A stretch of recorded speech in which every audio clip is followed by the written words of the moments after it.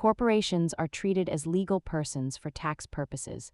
Let's look at how businesses calculate their obligations to the IRS.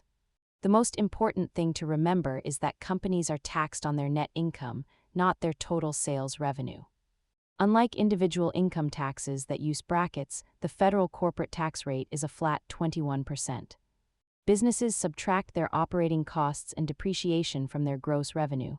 Only the final profit is subject to the corporate tax.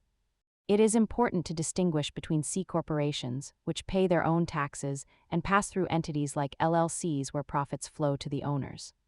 While the statutory rate is 21%, many companies pay a lower effective rate due to tax credits and specific deductions. Remember that using legal deductions is not the same as evasion. It is a standard part of managing a healthy business. Corporate tax law is complex and changes frequently. Subscribe for more money basics and keep learning about how the system works.